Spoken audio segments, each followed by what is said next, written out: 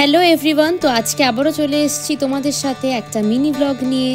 তো আশা করি সবাই বুঝতেই পেরেছো কোথায় এসেছি। হ্যাঁ, ঠিকই ধরেছো, আজকে চলে এসেছি আমরা দক্ষিণেশ্বরে।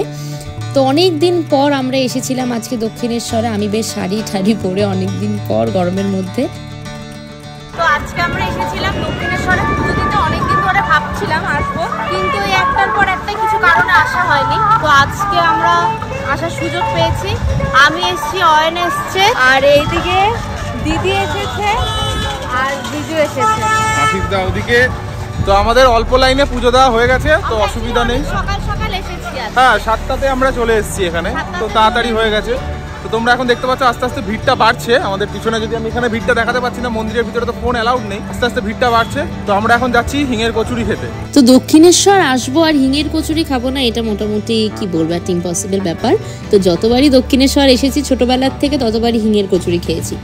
তো এবারও তাই সেম হিঙের কচুরি খেতে চলে গেলাম। আর সেদিনকে দিনটা অসম্ভব গরম ছিল, যেরকম দিন গরম ছিল সেরকম হিঙের কচুরিগুলো।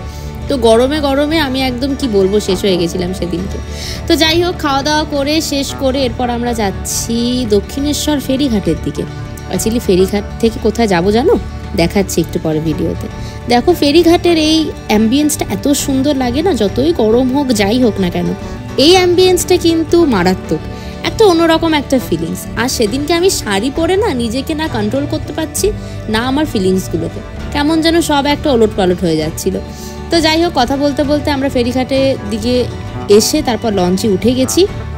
এরপরে চলে আসলাম আমরা কোথায়, বেলুর মঠে চলে এসেছি। ঠিকই ধরেছো, বেলুর মঠে আসলাম। অ্যাকচুয়ালি বেলুর মঠ জায়গাটা না একদম অন্যরকম। যারা দক্ষিণেশ্বর গেছো তারা নিশ্চয়ই জানবে যে দক্ষিণেশ্বর গেলে একবার বেলুর মঠে ঘুরে আসতেই হবে। কিন্তু বেলুর মঠে কিন্তু ভিতরে ক্যামেরা একদমই অ্যালাউড নয়। আমি একটু টুক করে বুদ্ধি করে একটা ফুটেজ নিয়ে নিয়েছিলাম।